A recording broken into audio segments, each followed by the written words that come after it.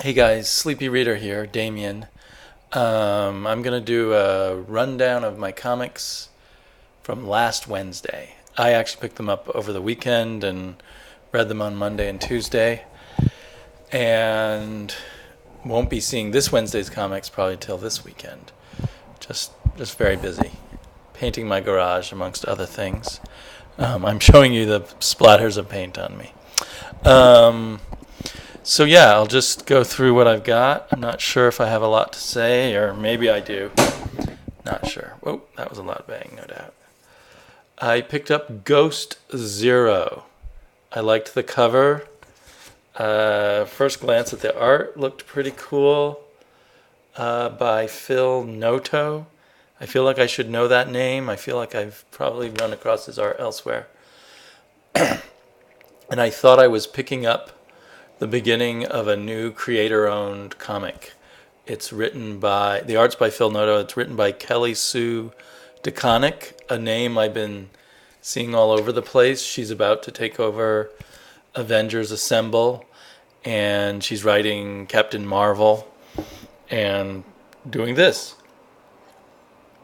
But it turns out this is not creator-owned. This is a character that's previously appeared and is owned by Dark Horse Comics.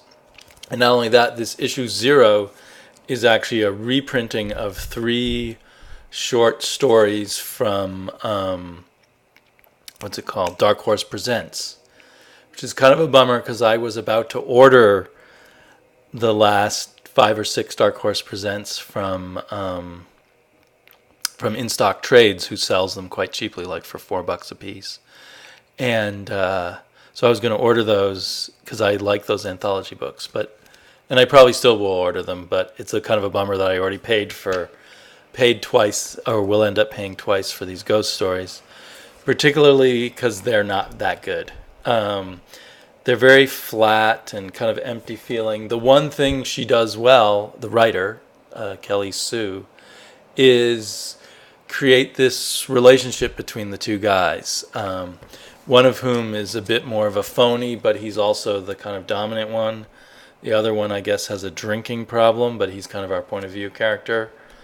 So that's interesting, but even within this one issue, it gets kind of repetitive. Maybe that's because it was originally printed as 3 stories. But we don't learn very much here, just that there's this apparition, this ghost-like woman who's becoming more real, and she seems to have certain powers or something, and they're going to explore that some more. But it just felt very flat and empty. I don't recommend it. Kind of too bad. Looked like something a little different. I hadn't, even though I know she's taking over all these Marvel comics, I hadn't read any Kelly Sue DeConnick, and I wanted to like her. But at least in this book, she didn't seem like a very good writer to me. Excuse me a moment. Just had to turn something off. So there was that. Then lots of DC Zero issues. I'm getting really tired of the look of these covers. I think 3 or 4 covers like this is kind of neat, of a superhero bursting out of the pages of his own comic book. But when you see it over and over again, it definitely makes me start thinking that it was a bit of a mistake. It was kind of cool how the New 52 worked and everything got booted in the same month. But I don't know if doing all the 0 issues at the same time was a good idea for DC. I guess the sales will tell in the end. Captain Atom has been one of my sort of, not my most favorite comic, but just a comic that I've enjoyed a lot. It's been one of my fun comics. And it's ending with the issue 0, which is also really weird. They should have just ended it with issue 12. Issue 12 of Captain Atom was a very good ending. And issue 0 is a very kind of okay origin story for Captain Atom. An origin story for a character who's disappearing. It doesn't shine a whole lot more light on what we've read in the other 12 issues, except emphasizes the fact that I can't remember his name. His last name is Adam. He was Captain Adam before he came. That he was kind of a bit of a screw up as a airplane pilot. I guess because he was broken up over the death of his father or someone else in his family. So this continues. The big plus about this is the art by Freddie Williams II. His art has really grown on me, and maybe his art has gotten really good over the course of the 12 issues of Captain Atom. His art is just really great here. So I'll miss that. I don't know if he'll be put on another DC book or show up somewhere else, and whether he'll do art this good there. But he's developed a perfect style for this Captain Atom story, which kind of was more about, wild physics and the psychology of becoming a superhuman being rather than about superheroes. So I don't know if he would be a great style for superheroes, but for a psychological and fantastical story, he had a very good style. So good art, story, not really worth picking up. Birds of Prey. I read issue 1 of Birds of Prey because DC put all their new 52 issue ones on sale digitally for $1. So I read that. That was really great. And then I picked up the floppies of 11 and 12, and that was just okay. But I still wanted to like Birds of Prey. So I thought, well, maybe the 0 issue will help me get into it. But no. It had much better art than the previous 2 issues. I really liked the art. It was good superhero art. I guess I'm sounding repetitive. Good art, blah story. It was just a kind of okay, almost traditional superhero origin story, or origin of a superhero team. It was fine. There was nothing wrong about it, but there was nothing special about it. I think it might be a good comic for a newer, younger reader of comics. Like I could imagine a 12, 13, 14-year-old girl maybe finding this a good entry point into superhero comics. I'm not a girl or a teenager, so I don't know for sure. But I think it might, appeal as just a kind of good old-fashioned superhero story to someone who isn't overly familiar with it. But to me, it just didn't add anything to my interest in the Birds of Prey. And that seems typical of the new 52 0 issues, that they're usually just okay. And that's a shame because they're often representing comics that are very good comics. So it would have been better if they just had continued with issue 13 for me. Batwoman's another case in point. It's, well, as always with Batwoman, the art is really great.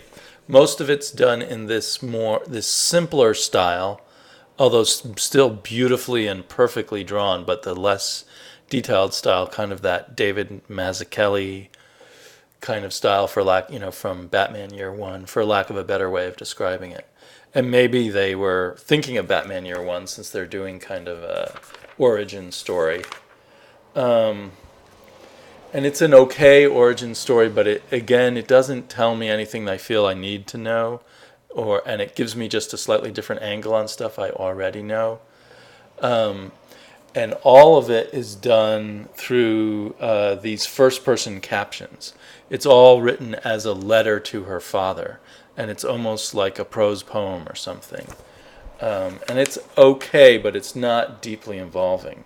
So mostly I just enjoyed the art reading it. It felt like, in terms of the writing, they probably just sat down and banged out the written part of it in 2 hours or something. So, okay, we got to do a new version of her origin. So let's just write a letter to her father, and then you can illustrate it. One of the cool things is it's sort of when her flashback pre-superhero world runs up against Batman. Where's that page? Of course, I'm not finding it. So at the beginning and the end, we see her as Batwoman, and we see her in this sort of more almost painted-looking style that J.H. Williams seems to use. And then we fade away into the more drawn-looking style that is the kind of heavy ink lines and such. But there's a moment where she runs into Batman. So there she is as a regular person in that heavy inked drawing look. And then and there's Batman coming out of the more painted looking world, the more heavily colorized, full of shades of darkness. So that was a really cool panel. So certainly as a fan of J.H. Williams' art, it was worth getting this issue. But as a zero issue, if you needed a jumping on point for Batwoman, I don't think this would make you fall in love with Batwoman. I would just jump on issue 12 and then get issue 13, and you'll be able to pick up on what makes Batwoman so cool. And then I have this, one of those black and white showcases of the Legion of Superheroes that I've been reading with my daughter or looking through with my daughter. My daughter's now in love with the idea of the Legion of Superheroes, my 4-year-old daughter, for those who don't know. And we've been drawing a lot of our own comics based on them. She's made up the Legion of Girl Superheroes, the Legion of Flying Superheroes, the Lava Legion of Superheroes. There's some others. But the idea of the Legion of Superheroes really appeals to a small girl. I mean, you got endless superheroes, each one with a different power and a different look and a silly name, and each one comes from a silly named planet. So with all that in my head, I saw the Legion of Superheroes 0, and on a whim I picked it up. I kind of liked the drawing on the cover as far as one of these smashing out of the pages covers goes. It looked like a good one. And I saw that the art was by Scott Collins, and I've liked his art in a couple of places. But I found I wasn't that crazy about his art here, particularly the way he did the faces. It was like, I don't know, it was like it was trying to do the faces for kids somehow. But yeah, that's kind of the ultimate picture of it. These faces are just too goofy for me. I feel like it was the artist's idea of how to make a teen book was to make faces like that. I don't know if he thought he was making it more like Archie or something. But the faces in Archie have more character and are more interesting. You can see what a good artist he is kind of in the more in the backgrounds and stuff. You know, that some really cool stuff there. The story just barely made sense to me, and it was lacking all kinds of connect the dots. And I guess it was actually ties in with some origin of the Legion's other issue. But so it does not make a good jumping on point or a good origin story. Yeah, so this was a particularly poor 0 issue, I thought. And the excellent 0 issue, Wonder Woman. You do not need to get this, I don't think, to understand the rest of Wonder Woman. And I don't know if it makes a good jumping on spot thing, but a good jumping on issue. But if you're already a fan of it or you're interested in Wonder Woman, it's just a really cool little take on a backstory of Wonder Woman, and it's done in the Silver Age style. Kind of, to me, evokes a lot of the those Lee and Kirby stories at the back of old Thor's, the Tales of Asgard.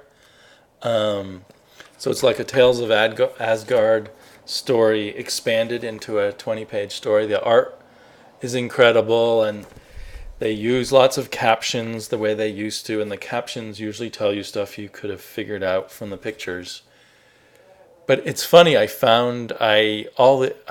liked all these old-fashioned things that they did as just being hokey. I enjoy having a little more to read on each page. It made my eye linger longer on the really nice artwork.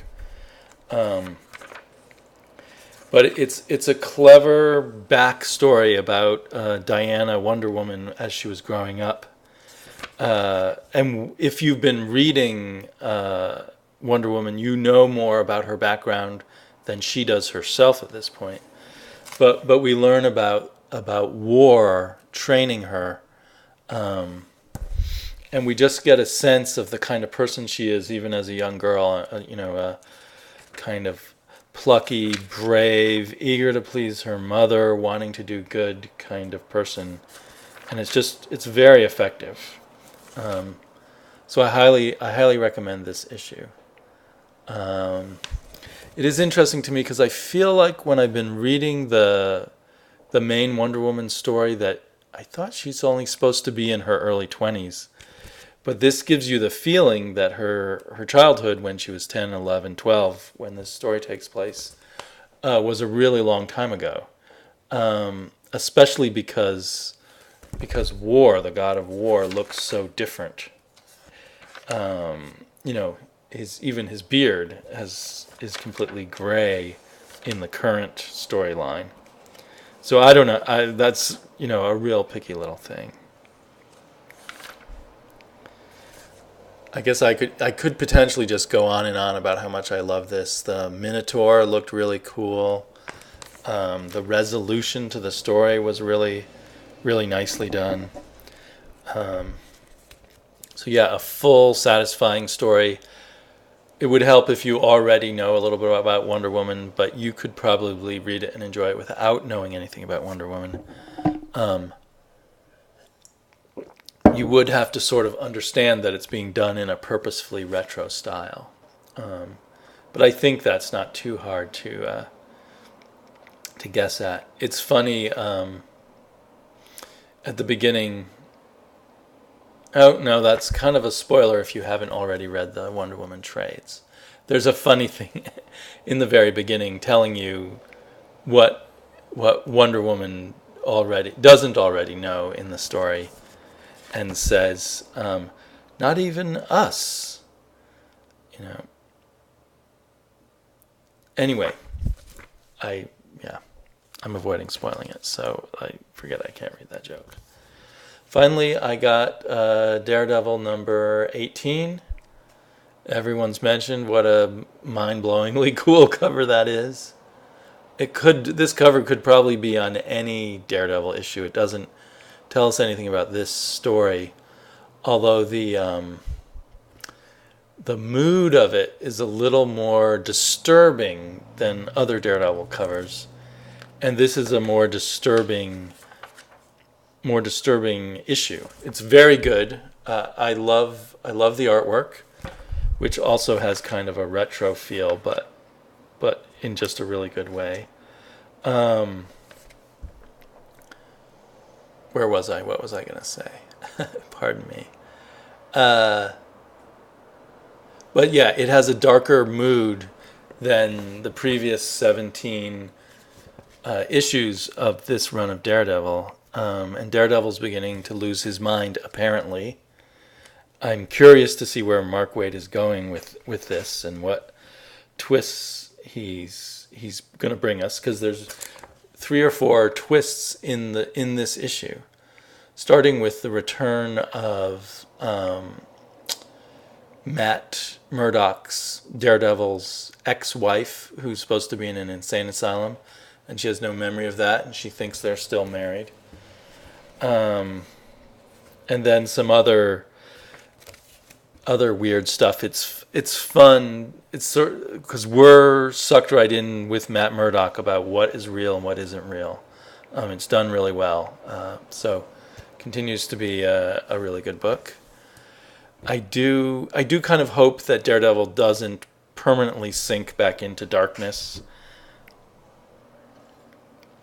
because a lot of the excitement about the new version of Daredevil is that he's lighter and more fun. And I trust Mark Waid, and I want to see where he's going. I do wonder, I think you hear this more from DC, but there can be editorial pressures on writers to take characters in different directions because of something that's supposed to be happening in another comic book. And I know that they're coming out with a Daredevil miniseries by Brian Michael Bendis. So I hope that the new darker turn in Daredevil doesn't have anything to do with that miniseries. It probably doesn't. It doesn't. It feels organic, and it feels like Mark Waid's in control.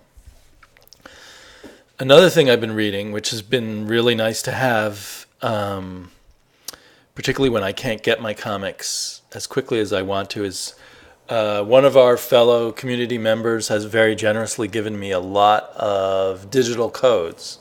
So thanks to him, I have read 4 issues of the current X-Men during the Avenger A versus X saga that's going on. And so these are all written by Brian Michael Bendis and art by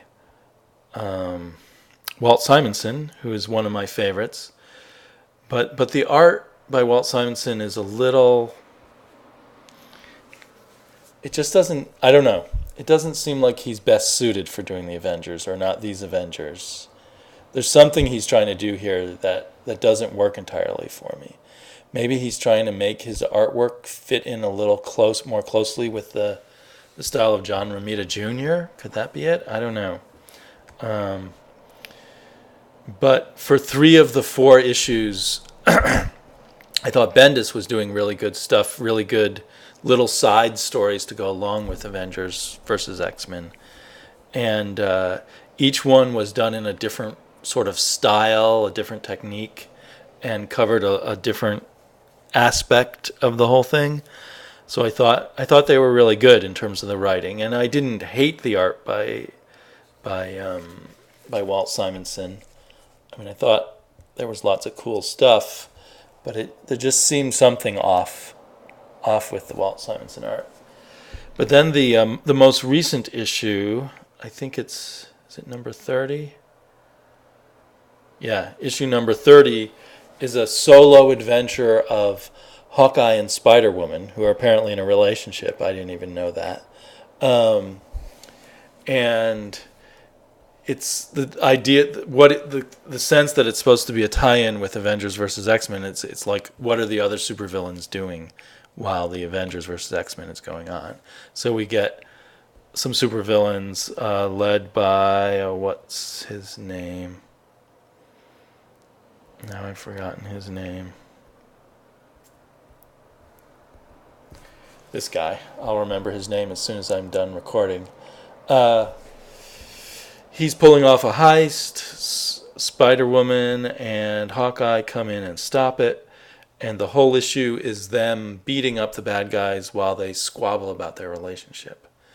Kind of a cute idea, but it just comes off as really fake and forced.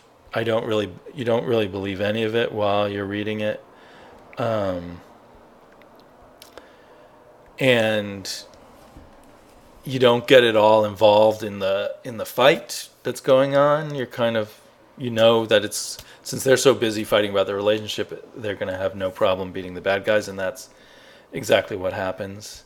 It would have been good. It might have been clever if they were squabbling about the relationship, and then that made everything go wrong, and they lose to the bad guys, or nearly lose, or something.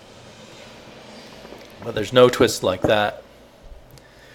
The only sort of twist is in the end, in the involvement of Madame Hydra and her relationship with Spider-Woman. So it may be leading in. I guess I shouldn't really show the last page. You can't see it very well anyway. It may be leading into an interesting issue after that. So out of the 4 X-Men I read, there was just, in terms of the writing, one week issue. So that was a lot of fun. And then another series that this nice person gave me in the digital codes for, and I don't know if he wants me to say his name or not. I should have asked him that. So he gave me the codes to the 3 issues of The Man-Thing. You just can't see it well. So there was this mini-series of The Man-Thing based on an old Steve Gerber script that had been lying around forever. The Song Cry of something or other. Let me see. Does it say?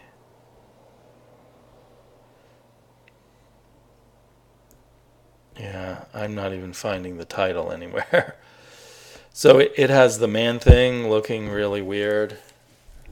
Kind of makes me think of how if anyone knows of the really old underground cartoonist Van Bode. This is how I imagine he might have drawn the Man-Thing. It's kind of a disturbing, weird, yet somehow almost cute image of the Man-Thing. The art's by Kevin Nolan, whose art I like a lot, but I don't like the way he's doing the Man-Thing in here. And so anyway, it's old Steve Gerber script. Steve Gerber is now dead, I believe. And he was famous for the Man-Thing and for Howard the Duck and for a few other really weird comics. He specialized in doing things that were weirder than everything else at Marvel. I remember liking his Man-Things and his Howard the Ducks and really liking his Omega the Unknown. But this Infernal Man-Thing wasn't really about the Man-Thing. It was about a scriptwriter, a sort of failed Hollywood scriptwriter who's going insane. And somehow it supposedly has something to do with the Man-Thing, but I couldn't see it all. The Man-Thing sort of shows up in the middle of his hallucinations. It was an irritating, whiny character. It didn't seem... I guess he felt he was this talented person who had wasted his talent, and now he's going insane. But it seemed like a talentless person who was whiny all along and talentless all along going insane. And it's like, oh, poor you. You had to work in Hollywood and make a lot of money, and then it didn't go well. Wah, wah, wah, wah. So I'm glad I got this for free because it wasn't worth paying for. Sorry, who actually did pay for it and give it to me for free. It was kind of interesting just because of the legacy of Steve Gerber, but that's all. I wouldn't pick this up when it comes out in trade if I were you, unless you're a Steve Gerber completist. It has these great covers with the Man-Thing, so you think, oh, I love the Man-Thing, I should get this. But it's not really a Man-Thing story. And it's a bad Steve Gerber story. It's Steve Gerber at his most self-indulgent. It did make me think, starting with the fact that the Man-Thing reminded me of old 60s or 70s underground comics drawings, that Steve Gerber is kind of like an underground. He brought some of the 60s underground attitude into Marvel Comics when in the 70s. His stories were always kind of trippy, and they were always about kind of Woody Allen-ish kind of characters, which, just like when you read Robert Crumb, when he writes about himself, it's always so self-deprecating and all of that. So about weak, whiny characters, and that that can work under some circumstances, but it didn't work here. But yeah. Thanks a lot for those codes, though. It's really nice to have extra comics to read on my iPad, and ones that are interesting but probably too expensive to just buy digitally. So I'll be talking to you all again soon. Good night.